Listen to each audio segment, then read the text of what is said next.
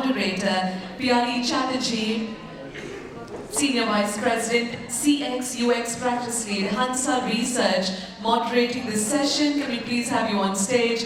Ladies and gentlemen, as she walks on, a huge round of applause. Piyali Chatterjee, thank you. Welcome, good evening. And our panelists, they are here with us. Gaurav, Khemka, founder and CEO. Polka, Pop Sparkling Water is here, joining us and walking on the stage right now this evening. Ladies and gentlemen, it's lovely when you put your hands together. Welcome, Gaurav. Thank you so much. Jovita Mascarenhas, co-founder, Bartisans, joins us next. Thank you very much. Can we please have you join us? We've got Jovita Mascarenhas with us right now.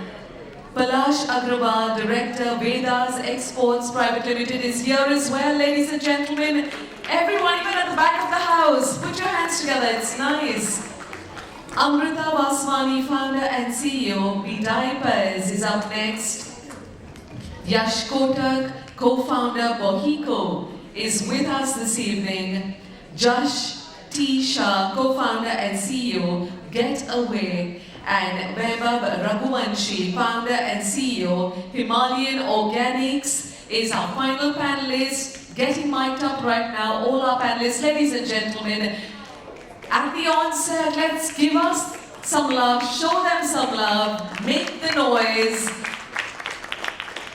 For the next 45-50 minutes, we request our moderator to take a look at time and allow us to finish before 6:45. Thank you so much.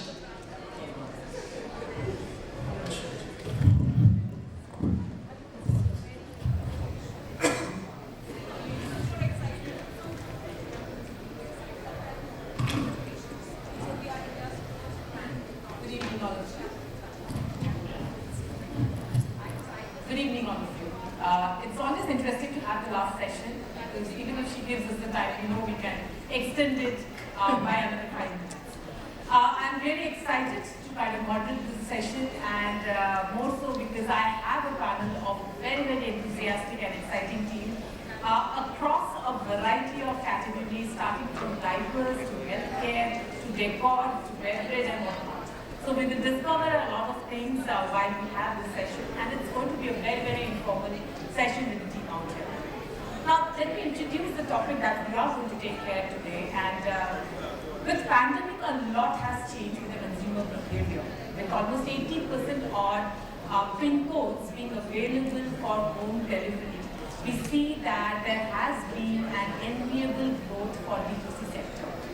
Having said that, we see that today customer wants a choice. They decide which category, how they want to interact with, when do they want to interact with, and through what platform do they want to interact with. Thus, in spite of, so while digital has gained a lot of attention, but even bigger brands like ITC, Tata, besides having an offline medium, they are also venturing into the online space, as many of the other D2C players are doing. And thus, it is equally important to kind of focus on not only online but offline, to have a very, very integrated approach to kind of reach out to the consumers. And that is the reason why we are going to discuss on the topic on the evolution of the Phygital, which is a combination of your online and offline presence for various brands, and how that kind of helps, and what are the challenges, advantages, and the strategies that teams are looking into. Given that perspective, let me start first with our first panel member, which is, I'll probably like to start with you, Palash. If you can just first talk about, given this entire Phygital ecosystem that we see today, what is the right approach to kind of go ahead with this Phygital approach? What are the challenges, what are the advantages that we have, and how should companies go about it? Very good evening, everyone. I'm Palash from Vedas Export. We are into the decor business. We are manufacturing and selling in India and abroad. So if we talk about physical, we have a presence in physical as well as online. So in decor industry, mostly people want to look and feel the product. They want to see the product. So we have an option. They can go to any store. They can have a look and feel and buy it. And currently in Indian consumers, they want more price sensitive and fair pay pricing policy, which is the main key for any consumer acquisition in India. So currently we are working on that part where people can go online or offline and they can have a same pricing policy and product which is more authentic and they can use it for the decor industry. And currently we are presently in all the online medias, if you talk about Amazon, Flipkart, etc. or offline. So it gives more customer to experience the product. So we have options to go to any physical store near to them, which is like home center or something, and they can have a look of the product. And then they can buy. And they have option like they can do a free shipping to their home from the store, which gives a very convenient for the customer to order the product. Absolutely, Gaurav. Actually, when I talk about our experience in the research industry, we actually see that your convenience and ease of how easy is it to kind of deal is one of the biggest drivers which drives customer experience in a big way. And I think given the choice which is being given to the customer is something which will really be important. And that brings me to a very, very short story. When you talk about the advantages, I think 3 weeks back when I had ordered something from Tata Click from the west side, and the relevant size was not available, and I ordered which was a size bigger. And of course, I liked the product so much I bought it, but yes, of course, it was a size bigger. I did not want to return it.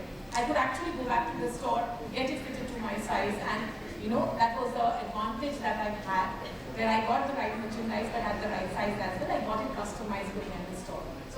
So coming back to, I'll probably come back to you, Gaurav, and if you can just throw some light, given the industry that you are coming from, what do you think are the advantages, like in the beverage industry, what do you think are the advantages that digital channel kind of brings into place? Okay.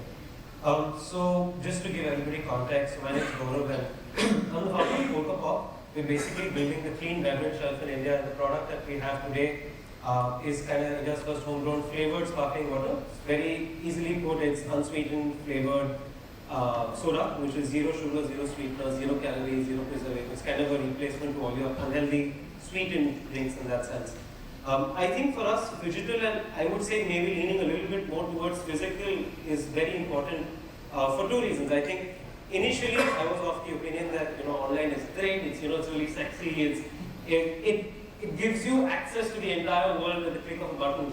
But what you don't realize is, depending on the category, that can change very quickly. As much as it democratizes sort of availability, it kind of completely, in some sense, disconnects you from the customer. Like, especially for a product like ours, which is open-ended, right? Not to mention the logistical challenges involved and on that aside. So I think for us, physical becomes very important for 2 reasons. One, because it's a beverage product, and second, because it's a product that nobody in this country has had before. Right? So for me, for people to try the product, for them to experience the product, it becomes more and more important for us to have physical and digital talk to each other, where digital brings in all of the data and physical basically allows us to say, hi, we exist, and this is how we taste like, and this is who we are essentially. So I think that's where it becomes really important.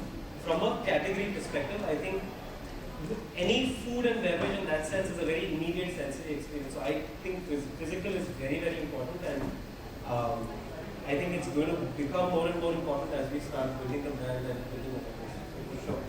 Can I add to that? Yes, please. Yes. So, I'm the founder of Bdiapers. We are India's first hybrid diaper, so to say. It's kind of a diaper that sits between cloth and disposable. So, ours is a patented product, we're first in the market, and so my experience has been a little different from Gaurav's, because I think the difference is that ours is not a discretionary buy.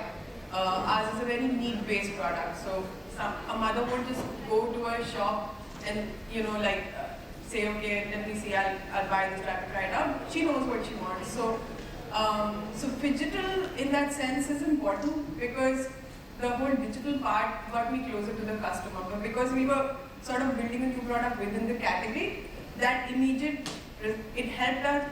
us develop the product with all the feedback. So in my free time, all I do is talk to my customers and understand the problems that they're facing with the diaper and actually keep solving it. So that whole process of building the product became much shorter because we had access to the customer. The offline part, which is the physical part, helped us understand the channel. So the difference here is that digital gets you closer to your customer, physical gets you closer to your channel. So to understand how, so now we are almost in 150 pharmacies, and I personally have gone to a few to talk to them, understand how the pharmacy sells and how a customer comes, the kind of trust that they have within the store or to that salesman, to understand that process that whole process is very different from a digital purchase. So in that sense, I felt that this whole Phygital is a great sort of opportunity for us, especially a brands like ours, product like ours, which we're actually changing habits, even for that kind of Gaurav. So it's good to understand that the balance is really important. Absolutely. I think it will be interesting to hear from one other industry, and let me come to healthcare. Yash, if you can just help us to understand that in your category, when you talk about digital, how important is it, and what is the kind of benefit that we are able to pass on in the category? Of course, thank you. Hi guys, my name is Yash. I'm one of the co-founders of the Bombay Hemp Company. For those that don't know, BOHECO works with a range of industrial hemp and medical cannabis products. Yes, you heard that right, cannabis. We make a range of products in the realm of pain, mental health, sleep, so we have products for arthritis, eczema, psoriasis, etc., clinically backed, recommended by doctors, etc. Now, when I say cannabis, of course, I'm sure in this room also it's happened that most of the people would perceive cannabis to be dope, right? And what we are trying to do is position cannabis as hope, right? Now, that journey from dope to hope is a very education-intense journey, right? There is so much awareness that's required where people don't just have to learn about something new, they have to unlearn and relearn, right? Now, this process of unlearn and relearn is I'd say rather complicated, where people need to be hammered with the positives of cannabis, right? Because they've only been considering it as a drug. Now, in this, and of course, given the number of brands that are there in today's day and age, given the amount of content that's out there, right? People's attention span is limited, right? So there's only that much mind frame a consumer can have in a brand when they see it in one certain touch point, right? Omni-channel literally means being omnipresent, right? Out of sight is out of mind. If you're going to be there at different touch points, talking to the consumer, educating him or her, being available not just on your Amazons of the world, but also being available at a Wellness Forever or Noble Plus, right? That's how the credibility is going to come. For us as healthcare, it's important, and again, we are extremely broad-based when it comes to different channels, because given that we work with cannabis, advertising it, etc., becomes extremely challenging. So for us, retail and offline is extremely critical, and for us, offline is not just limited to a channel partner. It's about creating our own experience, right? Where we have our own Ayurvedic doctor sitting who's consulting with the patients. And it's that process of unlearning and relearning where people have a lot of questions and known as well as unknown unknowns about cannabis, and they want clarity on, right? Who will they go to? There's only that much information you can put on the website, and then it gets monotonous and mundane. And when a doctor, when it comes to healthcare, the idea is to influence the influencer, right? And within healthcare, the biggest influencer is the doctor. If the doctor is going to recommend a product, there's a very good chance that you will pick it up. So for us, it is absolutely critical because we are an awareness-led brand, and for awareness, that transition from awareness to action is significantly long. And yes, of course, digital has its own pros with regards to how many people you can proliferate your content to. But retail is a completely different ballgame where you can, the conversion, right, happens significantly more at retail. And just take 2 minutes to cite an example. At the very start, when we launched our brand, we were like, how do we educate people? And we said, okay, medicines and all of that is probably secondary. In order to create the category, let's launch clothes, right, from harm. And when we were selling those products online, people were like, "Hey, what is the touch feel? Maybe I don't know. Will I get high wearing this shirt?" Those were the kind of questions that we were getting. Is the most frequently asked question. But when we started doing exhibitions, pop-ups, started being available at retail stores, we literally used to write "Hanke kapde available there," right? People would come, touch, feel, experience, and there was a story to tell. And that story, that evoking that sensory, I'd say, part of the whole consumer journey. Unfortunately, it's a limitation in online, and therefore offline and online marrying the two is definitely the way. Absolutely, I think that's a fantastic point, and I think the impact of storytelling, I think it is tremendous, and nothing can, no advertising, nothing. If you have a powerful story to say, I think that will draw your customers, not only draw but retain your customers automatically. Now, having said that, today, we see that a lot of companies have understood the using of the right mix of channels while doing a propaganda of your products is very important, and thus a lot of companies are getting into this entire omni-channel framework or medium. Now, given that there are so many brands who are prevalent in the online space today, there is indeed a lot of clutter that we see, and it is very important to see how we make ourselves visible in that clutter, or kind of have an effective storytelling or communication to see that we reach out to the customer and with the right message per se. So, Jovita, I'll come to you, and I'd like to hear from you, given again, beverage is again an industry where there are a lot of options available. How do you, or what is the kind of, and I'm talking both from a physical as well as an online as well as an offline setup, how do you make yourself visible in this entire clutter? What is the strategy to kind of be present and be relevant and kind of reach out to the customer directly? Yeah, hi, so I'm Jovita, and I have a startup, Bartisans, which is a cocktail mixer brand, and I do this with my son. So the thing is that I think Gaurav and we were having a discussion earlier. We're both from the beverage industry, and the product itself can never be, your standout point in, in a beverage or in any industry per se. So how did we do it? Is the way we look at it is storytelling. For us, the fact that we are a mother-son team, the product is an all-natural product. Where does it come from? What does each flavor mean to us?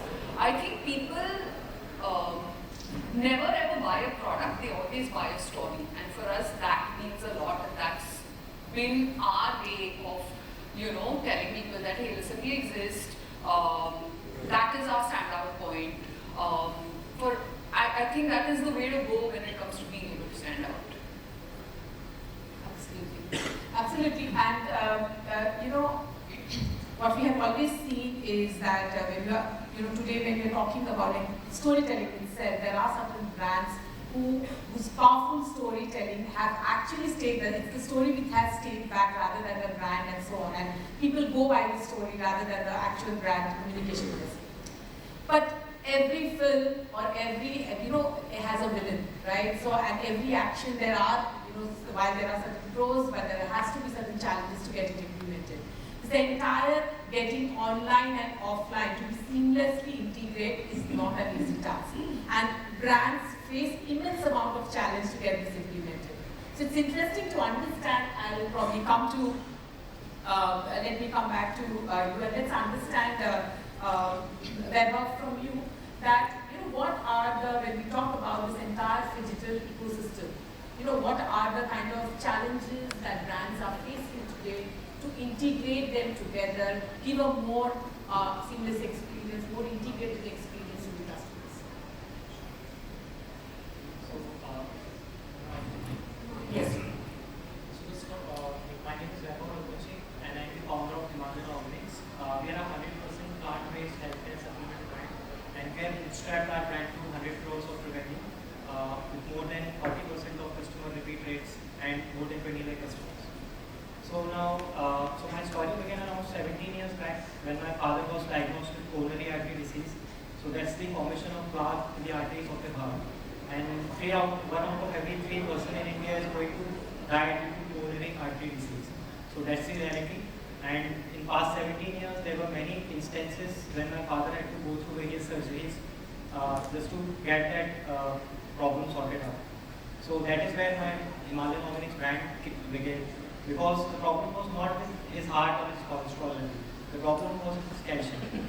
His diet was absent with vitamin K2. And this vitamin K2 is very important to remove excess calcium from your arteries. So when I personally did a lot of research at Himalayan Organics, and when we came to know this, we see a very big gap in the Indian healthcare ecosystem. Because the doctors were not paying attention to the core of the problem. The doctors were just providing a temporary remedy solution. So that is why we launched Himalayan Organics.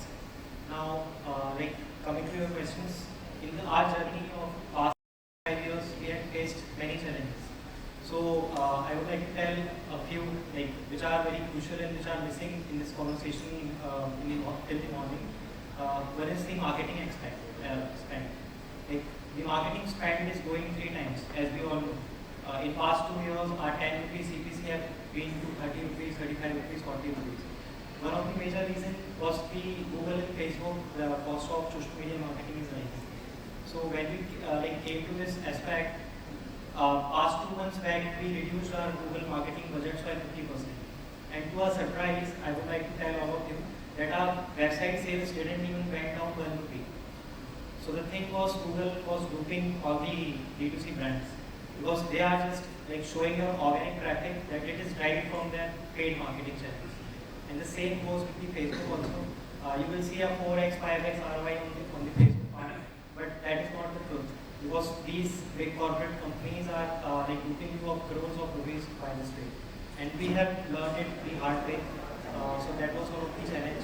But the another challenge we are currently facing is competition.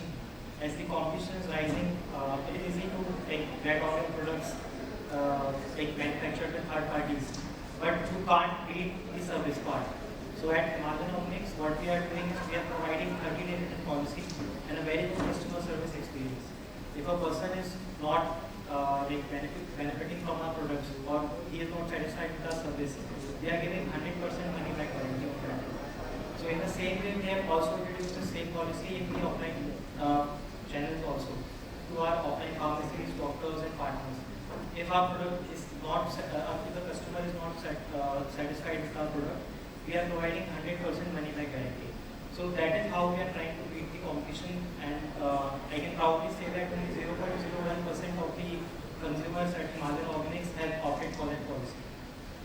So those are the 2 challenges which I think are important for every D2C brand. I will add to this. Sure. So in decor, if we see the major challenge which we are facing is logistic, because the product is bulky, and secondly the returns. In returns, we send a product like a big handy product and we get it back in an empty box, which is a major challenge currently we face online. And in physical store, that is the advantage that people see the product and they take it. So that's the major challenge which we face in decor industry. Okay. Another challenge is payments. So that is, I guess, the whole idea of going Phygital will kind of depend on how deep your pockets are, because payments don't come in physical. It takes time, and the resources are pretty much the same that you need to deploy to grow that channel versus the digital. So I think the stage of business matters. If you're still at early traction, product development stage, it's probably not a good idea to go all in the physical. But if you're in growth stage, that's probably where you need to push your product. So I have a little bit to add. I guess listing fees is another thing that is a big problem in retail. Right? I mean, if you say say that Facebook and Google is looting us, I think retail stores are equally looting you with resources. You can just never break even on listing fees. I mean, what do you do? So that's again a huge challenge. Unless I think home decor doesn't really face that much of a listing fee problem, but when it comes to food and beverage, it's a huge expense. I'd like to add something on that point. Yeah. We have been dealing with Nykaa for past 3 years now. And suddenly after 2.5 years, Nykaa has sent us an invoice of 30 lakh rupees. And we were just completely out of shock. What is this? Why is there no being raised on 30 lakh rupees? So the thing was, there was this clause in their agreement that they are going to charge, apart from 35% of commission, 50 rupees per product sale. And we were a pretty new brand at that period of time. So we were not, like we didn't have a proper CS to look after it, or a CA or a like, lawyer to look for the agreements part. We were too eager to like join hands with these big corporates. But now we have learned our lessons and we have to pay that price also.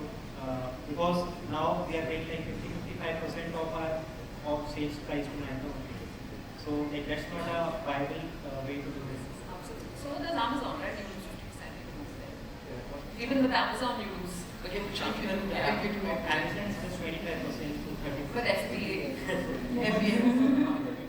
If you advertise, you There's lose. so many challenges coming up. And this category, I think, Yash, I'll come to you and Jash. I'm sorry, I knew it. I'll give these two names. It's Yash and it's Jash. It's a challenge for me. You come from a very, very interesting category, one of my favorites. I have sweet tooth, and I promise you have a new customer today in the room. So I just wanted to hear, it's a fast-moving product, and when we're talking about challenges, while we have heard from some of the categories, what is the kind of challenge for Phygital that we face out here, and are there any ways to overcome that? So any strategies that are there to overcome that?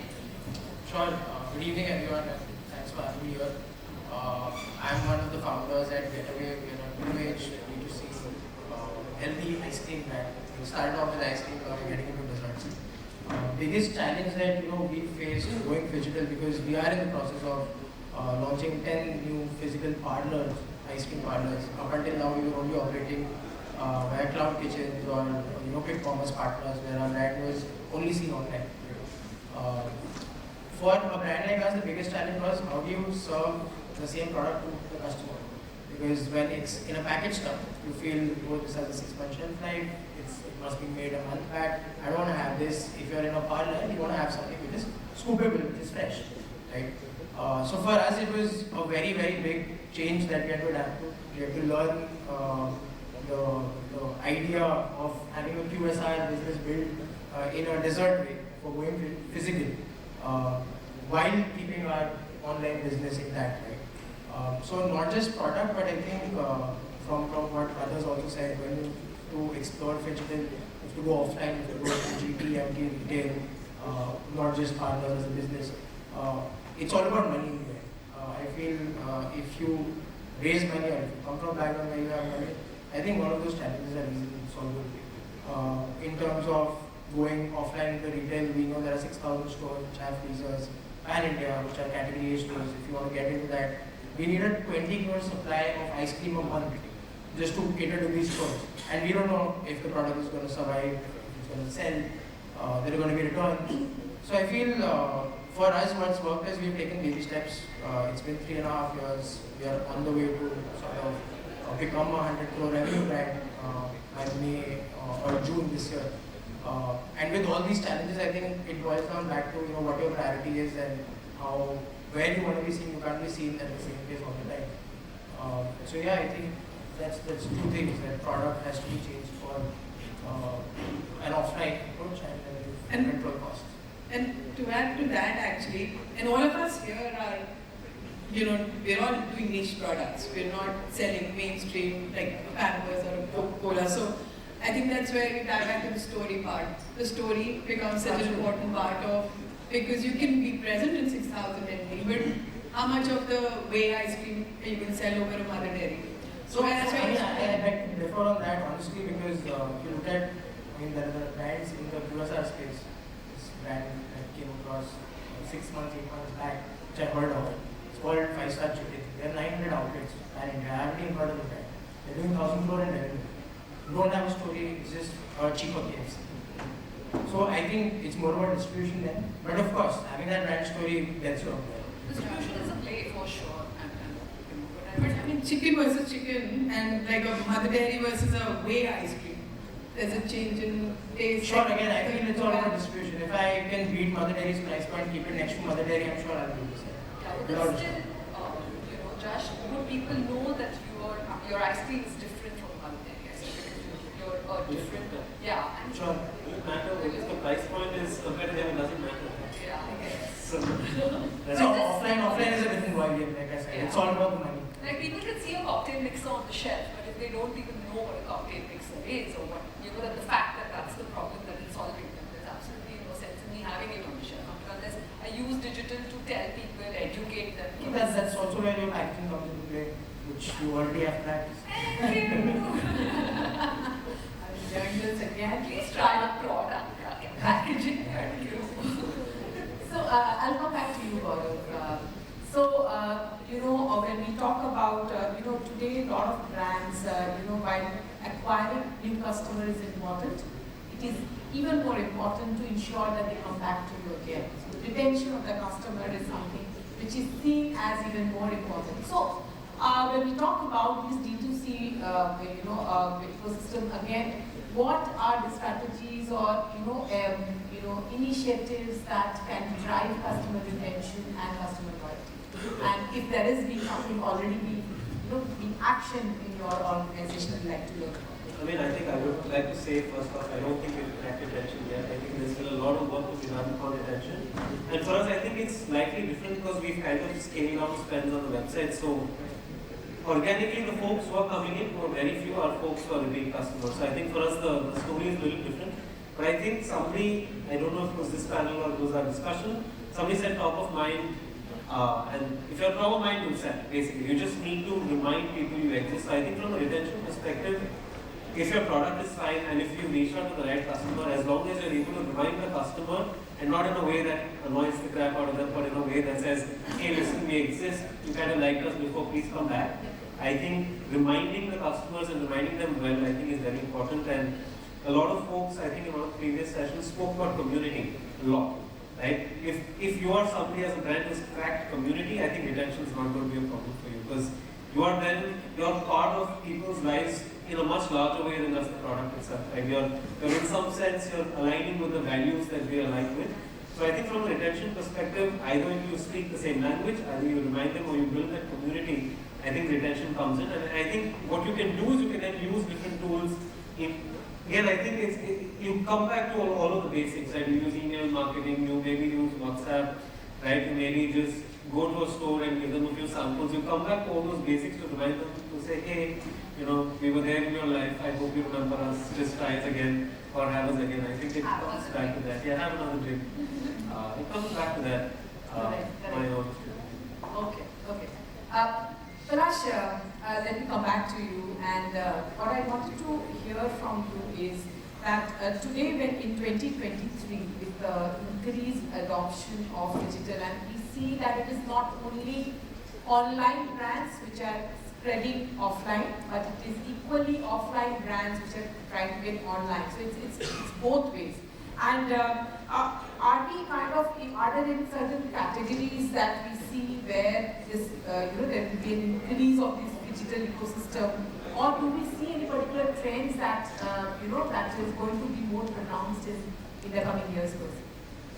I think any brand which has to be more physical is to be touch and feel. So if we talk about furniture, if we talk about decor, if we talk about which we want quickly, we don't want to wait for the product. So online has some limitation. In metros, yes, you can get the delivery on the same day. But on the smaller B towns, there's 1 inch that you have to wait for 1 day or 2 days to get the delivery, and people doesn't want to wait. So still that touch and feel thing is there where people wants to expand into more physical part, which I think is going to be there always. And physical is more about experience. It's not about like you're going buying. So I think healthcare has like people has to go and buy it, but luxury products, people go just to experience the product. Okay, they go to the store, they experience the product and then buy it. What I personally feel. Okay. Jovita, any thoughts around that? So in case going ahead, are there some change in trends or things that we kind of anticipate in the digital space? Do you think any of the trends are going to change, or any new trends that we are going to see in the digital space? Are there any new categories that you see them adopting this entire digital strategy? So I certainly feel India is a very traditional kind of market, right? I think to change habits in India is one of the toughest things.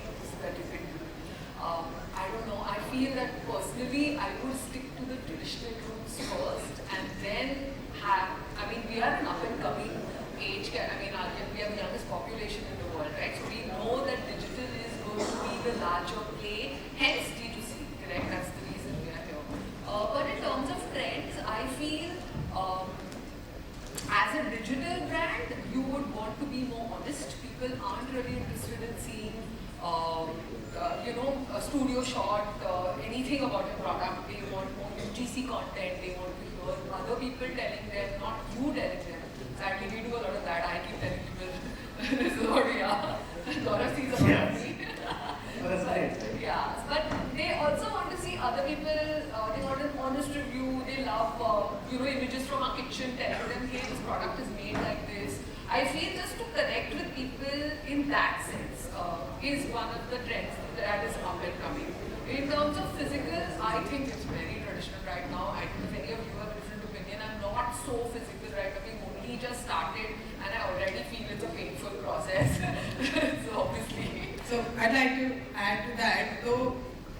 So again, we're also very new in the whole offline space, but as a customer, I feel like this Phygital has, for example, UPI. In the last 3 years, UPI has made the whole experience of buying online, offline so seamless that somehow it doesn't really, and we were talking about how we are now developing, we have about 100 moms on our panel who are using our product. So we're trying to understand, how to grow the brand, how to scale word of mouth so that it's cheap for us to market, and those early adopting moms who are always looking for options. So that became so much easier now because of the availability of UPIs. We identified, the champions or our what do you call it, the first evangelists for our brands within communities, and we gave them products and we gave them the material and the, all the education that they needed. And so, other mothers within the community could come and actually buy, see, watch, get feedback. So I think this whole digital, because of the growth of digital, the channels have become so blurred, the lines have become so blurred now, and the growth of UPI, the whole process become easier to, the buying experience has become very, very simple. And also, sorry, please go ahead. I was just saying that, I think as a brand, what you need to do is just basically tell people you exist, right? It's more about creating the demand, and then the channels are just there. Then you use them. But until unless people know that you are, this is what you are, this is what you're about, I think digital gives you a larger, it has an upper hand in that sense. Also, it does come with challenges. For example, look at us. We're a cocktail mixer brand. We're associated with alcohol. Hence, we cannot advertise to anyone below 25 years of age. I work with a co-founder who's 22. It's a different story altogether. My largest customer base is still 18 to 25. And I can't touch that base. I'm like, no, you cannot drink. So there are challenges. There are things that you have to, you just need to have the patience and the survival skills to go through that and get to the other end. I'm sure you will. I have another question there, Amrita. So you mentioned about, when you're talking about the D2C part of it, and there are multiple channels, alternate channels which are available. As you rightly said, that the lines are getting blurred, right? So which channel? Do you have any views in terms of, the effectiveness of these channels? So, or any particular advantage that you have in terms of delivering a better experience to the customer when it comes to D2C? Like, is it better when you are kind of dealing with an e-com or an Amazon platform or communities, or are there any other new channels which are emerging in the D2C space which can be kind of explored? So I think, again, it kind of depends on what you want from the channel. If you want to engage with the customer, do you want feedback for product development, or do you want growth? So if you really want, so the stage at which we are, if we go with marketplaces only because that's where our growth comes from. We're at a stage where D2C doesn't make sense because, again, we're at that stage in our business where product is still, we're trying to understand who our audience is and what their buying habits are. So I think that matters a lot. What do you want from the channel, and then based on that you choose the channel. In terms of new channels developing, yeah, there are so many, like I said, the mompreneur community that we're trying to develop is one that's coming out of this whole D2C trend, and ease of payment and moms being able, and WhatsApp, the growth of WhatsApp itself, community, interactions have gone up on the phone. So a lot of new channels are now developing that brands like ours can leverage, and we don't have to pay a Facebook, Google for growth in that sense. So I think that trend is happening because of the growth of the D2C space. D2C is now morphing into more hyper-local, community-based, that kind of recipe. Yeah, so Quora, again, going back to Yash, you're also very education heavy. Quora has a very great channel for. So if I can just Yes, some light, right? Yes. When we're talking about new trends, I think it's important to know any kind of consumer, right? And also it depends on category to category. There are certain categories where loyalty is not something that the category thrives on, right? Today I have seen one brand and I like it, I've tried it, but tomorrow I want my traditional brand as well. And whereas in our category, loyalty is something that a category thrives on. It's medicine for chronic ailments. If you're not going to come back for more, then that means our product's not doing the job. That's why you've not come back to me. But keeping the trends in mind, I think it's important to understand that this is the age of convenience and it's the age of impatience, right? If the best way, I think, Phygital can really kind of bear fruit for everyone is from a supply chain and distribution point of view. You can make the product available to the end consumer quickly, because if I need medicine right now, the need is right now, somehow make it available. Right now, if my website is going to take 3 to 4 days and then person's in pain, he'd rather go to a nearby chemist and then pick up the product, right? But if I were to enable hyperlocal delivery, or if I were to say that, okay, my product's available here, can I get it picked up from point A and deliver it to point B? How can I make the most of course, dark stores is a huge concept that's upcoming and brands are failing and succeeding at it. There's a lot more scoping that's still happening. But I think that is what brings the physical universe together, right? How can you make the product available ASAP, right? Or enable UPI payments for the consumer to pay, or I can pay and my mother's receiving the product at home because she's not attuned to UPI, right? So how do you make the whole experience extremely convenient, seamless, and help it deliver ASAP, right? So I think that brings the whole universe of physical together. So I had another question around this. So see, today you know that personalization is one of the key expectations which is there across categories. And just wanted to understand why in an online space it is much easier to kind of give away personalization or do things in a personalized way. How do you think in this digital ecosystem personalization is being made relevant? And any of you can take up this or can share it. I can start off. I think a brand must be extremely cognizant of the fact of what is their strengths, what is their product strengths. Personalization is something that is coming at it, because anyway, getting into distribution is an expensive process.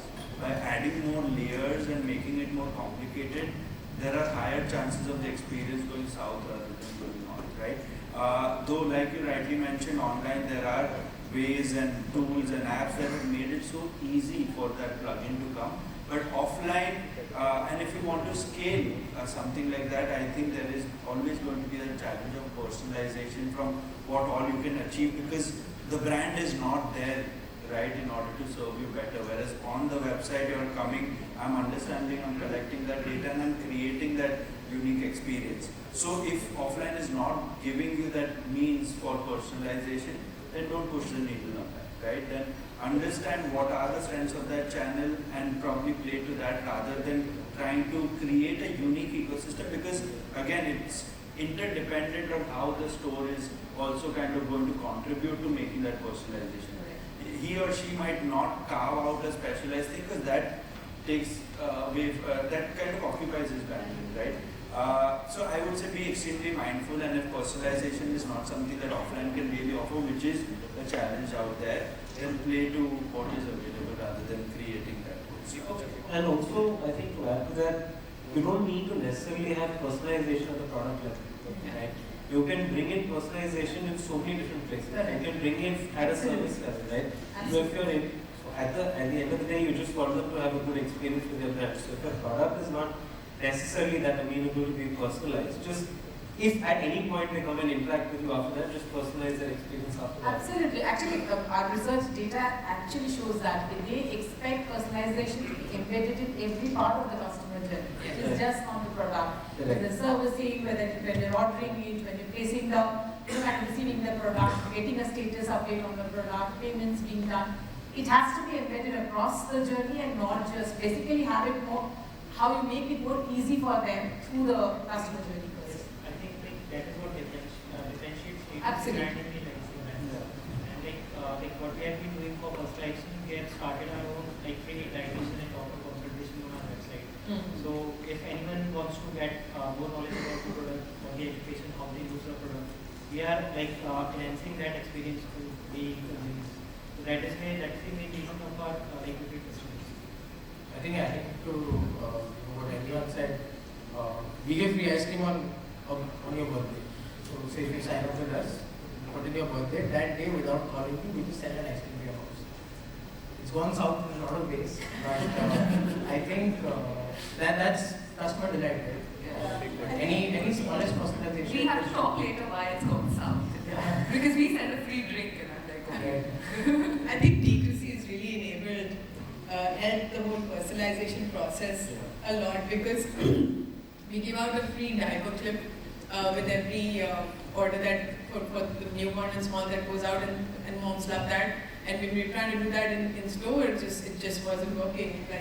So the whole D2C has made personalizing, or the recall brand has become so much easier because the moms have that little gift which is easier for us to do in D2C versus offline. Yeah, if you see the common thread here, all of the personalizations are limited to our own channel, right? Which is where I was coming from, right? That's the common thread.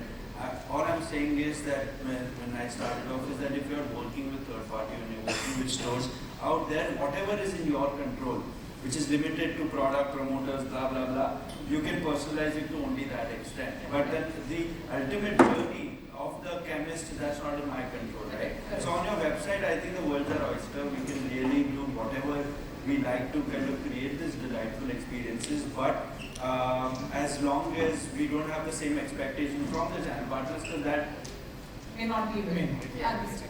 My last question, because I'm already getting cues, just one more do we have or no? Okay. So, any delight stories, any of you, if you want to share it with the audience, any delight story which has created delight through this digital channel. If we have else, we are happy to say a thank you and move ahead. Any last word from anyone? So I've got one. One of our customers who orders almost 20,000 rupees worth of ice cream every month asked for a personalized flavor. And we did that, and actually that flavor now, blueberry cheesecake, is one of our best sellers. Wow. That's a great example. With that note, we've come to an end to the session. Thank you everyone. I think it was a wonderful session. I definitely enjoyed it. I'm not sure about others. I'm sure you would have done it. So thank you once again for coming together, and we have a great time. Thank you. I think everybody in the audience loved it as well. There was this sense of banter that kept happening on stage. It was amazing. Thank you very, very much.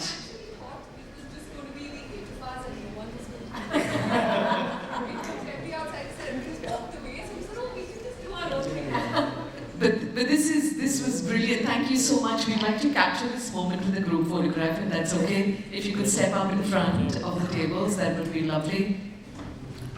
Let's have a group photograph. And ladies and gentlemen, put your hands together. Moderating the session, Piyali Chatterjee from Hansa Research. Gaurav Khemka from Polka Pop Sparkling Water, thank you. Jovita Mascarenhas from Bartisans. Palash Agrawal from Vedas Exports. Amrita Vaswani from Bdiapers. Yash Kotak from BOHECO. Jash Shah from Getaway. Vaibhav Raghuwanshi, Himalayan Organics. This has been fabulous. Ladies and gentlemen, huge round of applause. Keep the applause going for yourselves as well.